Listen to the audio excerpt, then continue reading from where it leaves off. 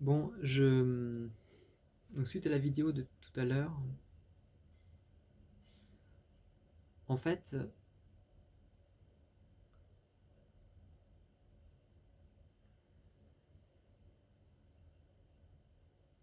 voilà, dans le sauna, du coup, hier, dans le sauna, il y avait un moment où j'ai léché le torse d'un mec, et après, je voulais lui faire donc une fellation, mais j'ai d'abord léché son torse et léché autour de l'autre jambe, et après, je lui ai mis une capote pour le sucer. Mais j'avais quand même dans la bouche un léger goût de sperme. Quand j'en parle, en fait, maintenant, je suis même plus trop sûr, en fait, de ça. Comme si c'était un souvenir un peu lointain. Donc, du coup, je sais plus si c'était. Peut-être que c'était mon sperme ou je sais plus. Enfin, donc, du coup, c'est plus très clair aussi. Mais ça se mélange un peu. Et, euh, et du coup, j'ai un peu flippé après ce truc-là. En me disant, voilà, j'ai fait ce qu'il faut, j'ai mis une capote. Mais il y avait quand même du sperme sur son. Peut-être sur son torse, du coup. C'était dans un hammam, l'endroit était assez humide. Donc, j'ai pas vu vraiment des gouttes de sperme spécifiquement, mais peut-être qu'il y avait un reste de sperme, je sais pas. Et du coup, j'ai un peu flippé après ça, en me disant, bah, merde, est-ce que c'est léger, c'est pas comme si dans le sens où tout le monde se suçait sans mettre de capote, moi j'étais le seul qui en mettait, mais là il y avait un truc, est-ce que j'ai pas pris un risque du coup? Et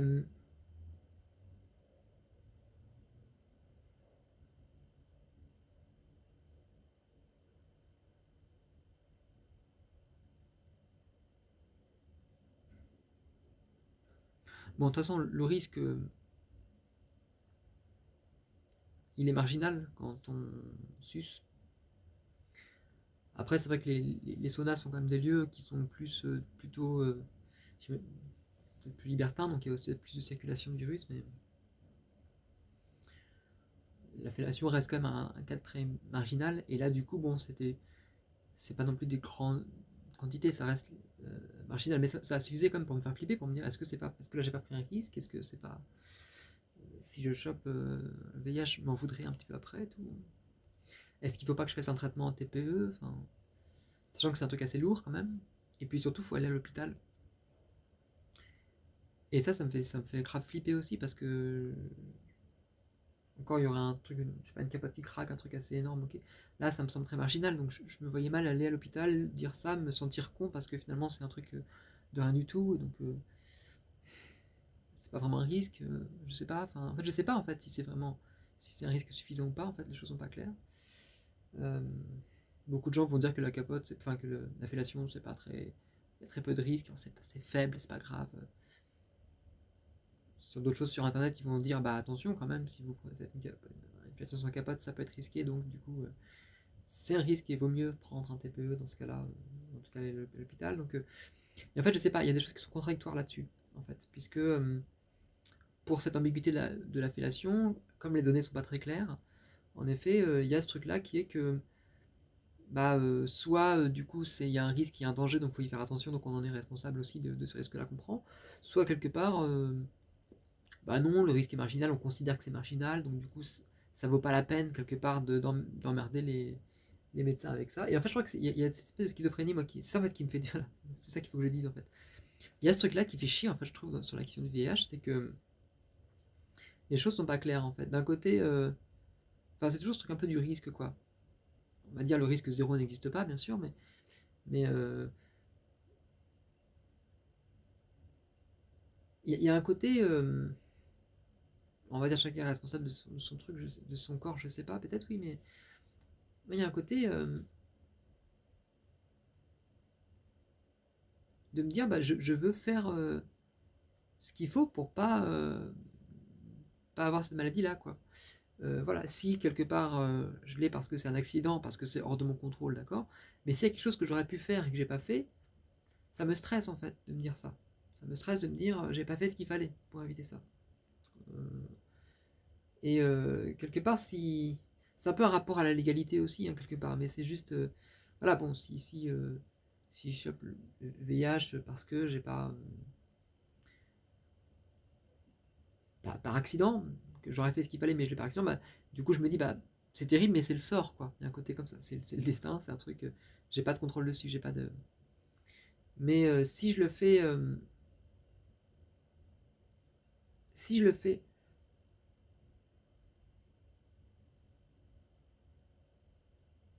je prends un risque, comment ça? Ah merde. D'un côté comme ça, un truc comme ça. Je contrôle pas, j'y peux rien. C'est comme si je me faisais renverser dans la rue par une voiture. Voilà, bon bah c'est. D'un côté, c'est pas ma faute, quoi, quelque part. Côté comme ça. Par contre, en effet, si je suis en plein milieu de la route et que je regarde pas au moment où je traverse, le résultat est le même, c'est clair. Mais bon, au moins, quelque part, je pourrais projeter une violence vers l'extérieur. Il y a un côté comme ça. C'est comme si. Voilà, je pourrais projeter quelque chose, une violence sur l'extérieur, quoi. Et du coup, c'est qui c'est qu'on est responsable dans un sens. Je crois que c'est comme ça aussi. La responsabilité de ça aussi, trouver des responsables, quoi. Et c'est pas grand chose, mais quand même, quoi. Et là, c'est vrai que c'est gênant parce que à la fois, je veux pouvoir vivre une sexualité sans peur, sans angoisse directement, et en même temps, bah voilà, forcément, le fait d'aller juste là une fois au Sonagé, la deuxième fois que j'y vais, mais bon, c'est. Je pensais pas avoir pris de risque, et ben juste sur ce truc-là, ça m'a fait douter, quoi. De me dire, tiens là, est-ce qu'il n'y avait pas. Alors en effet, bon, bah, de toute manière, ça fait partie peut-être des risques légers, j'imagine, c'est comme si on éjacule, qu'on en a sur les doigts aussi, par exemple. Si on masturbe quelqu'un, on peut sur les doigts, on peut aussi après le mettre dans sa bouche, quoi. C'est un peu cet ordre-là, quelque part. Et donc, du coup, ce que j'ai vu aussi sur Internet, c'était que, voilà, à l'air libre, le sperme, enfin, le VIH s'enlève très vite. euh, et c'est ça, en fait, finalement, que je dois retenir, quelque part. C'est que, voilà, mais il y a toujours ce doute-là, quand même. De se dire, bon, bah voilà, oui, d'accord, en théorie, ça a l'air libre. J'ai envoyé aussi un message, du coup, à Live Chat, donc à SIDAction, Info SIDA. Et, bon, moi j'ai expliqué la situation, ils m'ont répondu non, il n'y a pas de risque. De manière catégorique, juste non, comme ça. Donc je me dis, bon, là, voilà, là par exemple, je me suis dit, bon voilà, là je m'inquiète pour rien et je suis du coup super flippé et je pose une question à un mec qui se dit, putain, le mec me fait chier en face, il me pose des questions sur un truc où il n'y a pas de risque. Mais c'est le problème aussi, c'est qu'il y a cette espèce de psychose là de. On m'a bien appris ça à l'école, quoi, que voilà, faut bien se protéger, que c'est dangereux, etc. Mais que du coup, ça veut dire qu'aussi à ce moment-là, bah, on voit le danger potentiellement partout. On sait plus du coup ce qui est un risque ou pas, ce qui est marginal ou pas et tout. Voilà. Est-ce que du coup, si c'est avec sans capote, c'est un risque ou pas? Alors oui, de toute façon, c'est un risque. Il y a toujours, enfin, c'est un risque en fait. Ce sont ces questions-là, quoi. C'est un risque faible qui est minime, hein, du coup, bon. Mais en fait, il y a sur ce truc-là, un petit peu. Ouais, flipper, quoi. En fait, à quel moment je dois flipper ou pas, quoi. Il y a toujours un peu ce truc-là. Je crois qu'il y a aussi ce truc-là de. Et ça, je crois que c'est un problème que le sida, on en a fait un truc terrible. Vraiment, voilà, un truc, voilà, c'est le grand truc horrible. Et vraiment, c'est comme ça qu'on me l'a présenté aussi à l'école. Comme un truc, ouais, une maladie dangereuse, flippante, etc. En fait. Et je crois que c'est ça le problème, en amont. C'est que on a fait perdurer euh, cette espèce de maladie super noire, super dure, quoi. Alors qu'aujourd'hui, elle se soigne différemment. Euh, que certes il y a sida, mais bon, je sais pas, il y a aussi bon, l'hépatite B aussi, par exemple, qui provoque des cirrhoses du foie. Et puis il y a aussi, c'est bête, hein, mais bon, l'alcool, par exemple, qui provoque aussi beaucoup de désagréments à long terme, le tabac, plein de choses en fait. Alors c'est vrai que c'est chiant le sida parce que ça touche vraiment quelque chose qui est l'ordre de la sexualité, quelque chose qui est là qu'on peut transmettre aussi, bon. Mais aujourd'hui, justement, il y a moyen aussi de ne pas le transmettre, ces choses-là. Enfin, donc en fait, bon, même si le traitement est lourd quand même aussi, c'est clair, hein,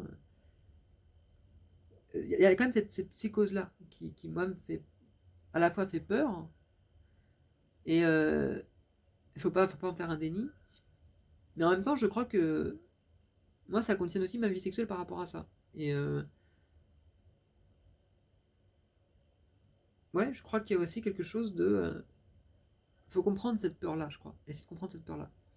Et là, par exemple, je me disais, voilà, est-ce qu'il ne faudrait pas que j'aille du coup à un TPE à l'hôpital, sachant que je me sens absolument incapable d'aller à l'hôpital parce que j'ai peur des médecins et je vois pas qu'est-ce que je vais dire, enfin, je vais être flippé complètement. Et puis surtout, en même temps, là, par exemple, quand je me dis ça, je me dis, mais ça me semble un peu ridicule. Comment je vais pouvoir je vais voir un médecin pour lui dire, voilà, que j'ai...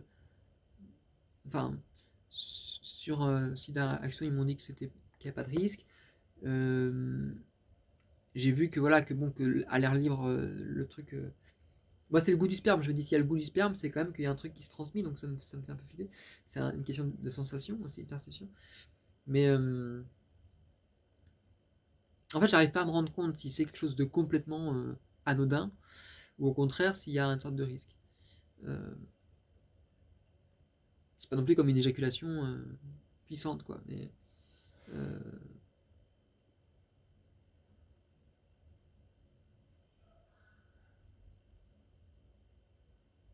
bon, de toute manière, je crois que je sais pas trop. Parce que je sais pas voilà, quoi croire là-dedans, quoi faire, que je me retrouve un peu seul aussi, avec un truc que j'ai à faire le choix de ça, quoi. Du coup, le choix, c'est en effet, ça serait voilà, aller à l'hôpital, sachant que ça me semble. Enfin, maintenant, je crois que le choix est fait en fait. Hein, je vais pas aller à l'hôpital. Je crois que c'est un. Parce que je me vois.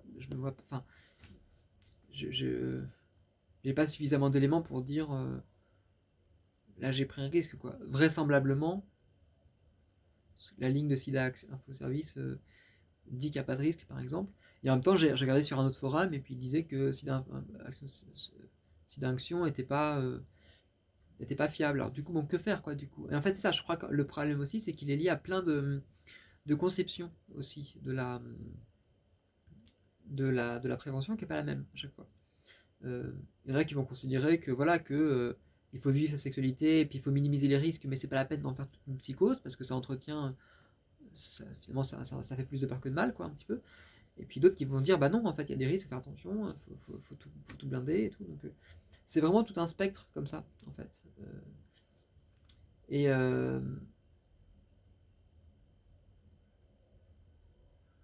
et je crois qu'il faut que je me positionne dans ce rapport-là en fait parce que sinon ça marche pas. Je me souviens d'une situation aussi où j'avais fait un dépistage pour le sida, et puis moi je disais que, voilà, que j'avais peur de sucer parce que sans capote, donc et puis bon, à la fin de ça, à la fin, le mec me fait waouh, dis donc, c'est rare, c'est la première fois que je vois quelqu'un qui est aussi sécure, voilà, mais quelque part, il m'a fait comme si presque il me faisait comprendre qu'il fallait que je me lâche un peu, quoi, que ça allait, faut que j'arrête d'avoir peur comme ça de tout. Pareil aussi, une autre fois, j'ai fait un autre dépistage, et puis en fait, j'y allais parce que j'avais fait une fellation sans capote. C'est ça, en fait, voilà.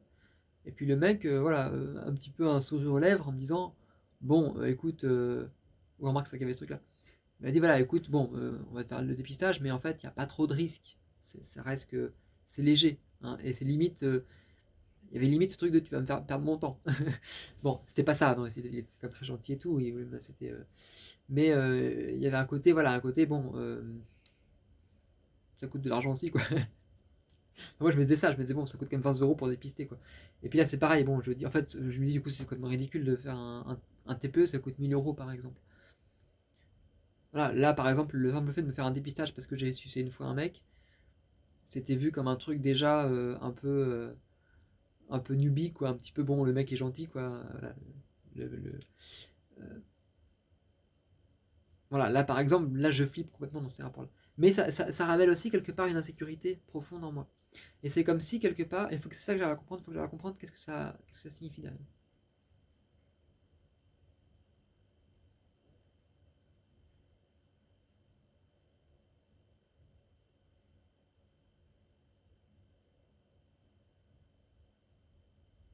Non, c'est absurde de toute façon. Enfin,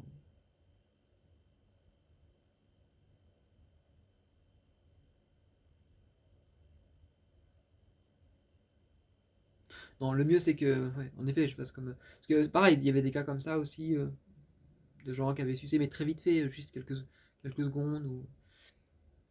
Et puis en fait, en face, on leur disait, mais non, il y a très peu de risques, ne t'inquiète pas. Éventuellement, si tu veux te rassurer, tu fais un test après coup. Voilà. Et je pense que c'est ce que je vais faire en fait. Je sais ce que je vais faire. Je vais faire un test un peu après pour me rassurer. Et puis je verrai bien. Mais la fois, j'en fasse un, ça serait bien d'en faire un. Voilà, et je pense qu'en fait, ce qui est plus important, c'est plutôt d'accepter une marge de risque. Il faut limiter le risque, mais de toute manière, il y a forcément des accidents, des choses qui craquent, des choses qu'on voit pas. Donc, il n'y a pas de risque zéro, en fait. Il faut dire que c'est quelque chose qui est minime, mais qui est possible, tout comme je peux faire renverser dans la rue. Voilà. Et qu'en fait, le risque, il s'accumule quand on n'a pas des pratiques protégées, mais sinon, il est quand même... voilà, on se calme. Et là, je vois bien, voilà, il y a des mecs qui vont sucer sans capote, ou je voyais aussi que même le risque était de, je sais pas, de 0,04%, donc c'est quand même pour chaque acte, c'est quand même quelque chose, mais bon, ça reste limité quand même. Euh,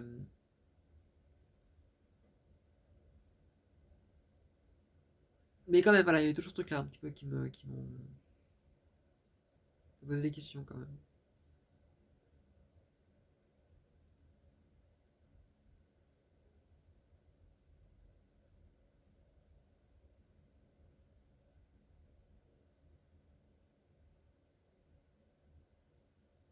Ou pas, je me posais des questions, je suis un peu bête, mais voilà, qu'est-ce qui se passe si j'embrasse un mec qui a sucé un autre mec avant? Donc, du coup, possiblement, il a du sperme dans sa bouche. Est-ce qu'il peut me transmettre aussi, quoi, par exemple? Plein de choses comme ça, en fait. Donc, c'est pas forcément, peut-être que c'est très léger, très minime, on s'en fout, mais psychologiquement, la question se pose, en fait. Donc, du coup, je suis là un peu, mince. Et je crois que du coup, la question de la PrEP m'intéresserait pas mal, quoi. Je pense que si je prenais la PrEP, je pourrais me dire, voilà, moi je suis sécurisé là-dessus, et la PrEP pourrait me sécuriser. Mais il y a vraiment cette peur, cette grande angoisse. Par contre, ce qui peut être bien, c'est que je peux bosser là-dessus, pour le coup.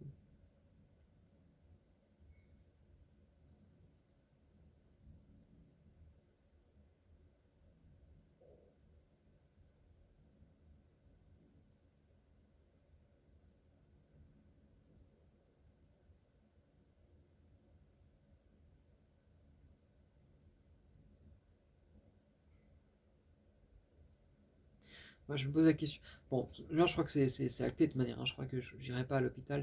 Je le sens que c'est trop infime pour aller à l'hôpital. Et puis en même temps, il y a le fait aussi que l'hôpital me stresse, évidemment. Mais en fait, ça me stresse aussi dans cette situation-là. Ça me stresse parce que, alors déjà, je n'aime pas les urgences, mais en même temps, là, je sens pas quelque chose qui soit vraiment urgent. Je sens qu'il y a peut-être un risque, quelque part. Mais que c'est un risque tellement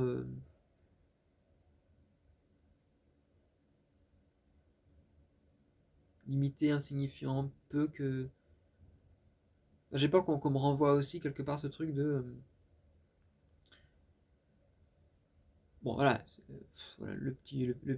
En fait, ça, je sais que j'ai peur, en fait, j'ai peur d'aller à l'hôpital. Et. Parce que ça va être ça, hein, enfin, en plus, je le sens comme tel.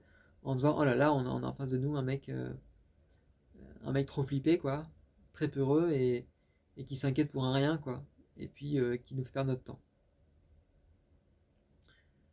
Parce qu'en effet, c'est vrai que, bon, ce genre d'histoire, enfin, j'en vois pas mal aussi, pas mal de mecs aussi qui stressent beaucoup sur Internet, sur les forums, et puis qui disent, voilà, c'est comme je disais, voilà, bon, des- c'est pas, il y a un peu de profil, quoi. Il y a des mecs qui flippent comme moi, un peu, qui flippent de tout, et puis que le moindre petit truc fait flipper, parce que ça suppose tout de suite de prendre un risque. Quoique, des fois, il y a des risques aussi, hein. Il y en a aussi, hein. Euh,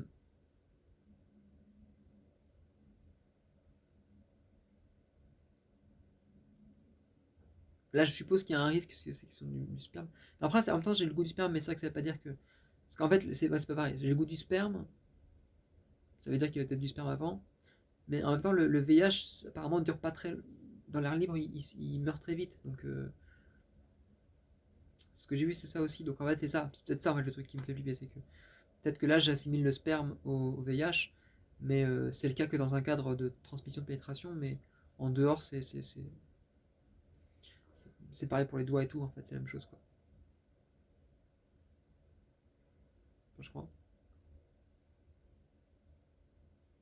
Enfin bon, le problème, c'est quoi? De toute manière, bon, le truc est un peu acté. J'ai posé la question sur la chat, c'est pas aller plus loin que ça.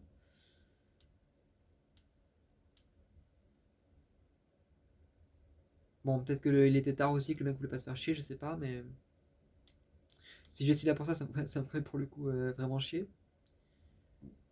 Mais en même temps, ce sera aussi une forme d'accident. Je crois qu'il y a un côté comme ça quelque part. Je pense qu'il faut, c'est ça aussi qu'il faut accepter. C'est toutes ces situations un peu ambiguës, pas claires, bah, elles font aussi partie des accidents en fait. Et là, c'est comme si ces trucs-là, j'essaie de tout contrôler quoi. J'essaie de tout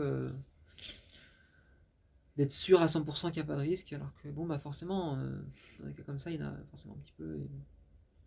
Et en plus, j'étais le seul qui mettait des capotes quoi, quand même. Ça, c'est un truc, j'ai assez halluciné. Voilà, la question c'est est-ce que j'y retourne demain du coup.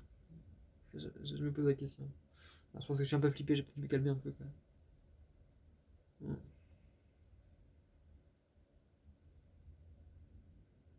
Faut que je comprenne ça d'abord un peu.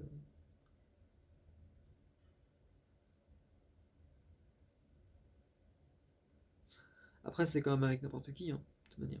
Je crois que c'est. En fait, c'est ça qui est terrible aussi, c'est que c'est le cas avec n'importe quel. Enfin, que ce soit au sauna ou avec des partenaires autres, cette question elle se pose toujours, quoi. Toujours cette question qui est là de est-ce que j'ai pris un risque ou pas, quoi.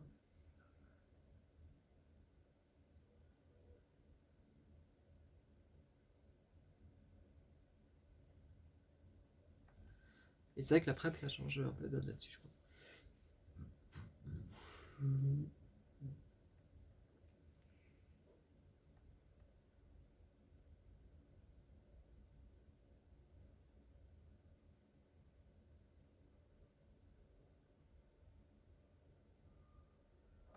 Je crois que ce qui est intéressant, c'est d'utiliser cette peur-là, en fait.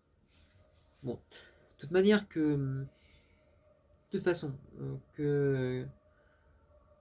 Même si le risque était similaire au risque d'une fellation, par exemple, le risque de fellation est quand même un risque déjà assez minime. Donc bon. Et comme je dis, il y a deux profils, ceux qui flippent complètement et puis ceux qui, voilà, quelque part, ont parfois des rapports non protégés. Tout. Enfin, est-ce que ça veut dire grand-chose aussi? Je sais pas. Est-ce que je suis pas en train de comparer quelque chose? Je sais pas, je suis un peu. Et après, je suis pas non plus flippé de quelque chose, je crois. Je crois que c'est quelque chose aussi que je peux me accepter. Je crois que c'est aussi une manière de. C'est peut-être ça qu'il faut que je comprenne aussi. De me dire que prendre un risque, c'est aussi de ma responsabilité, justement.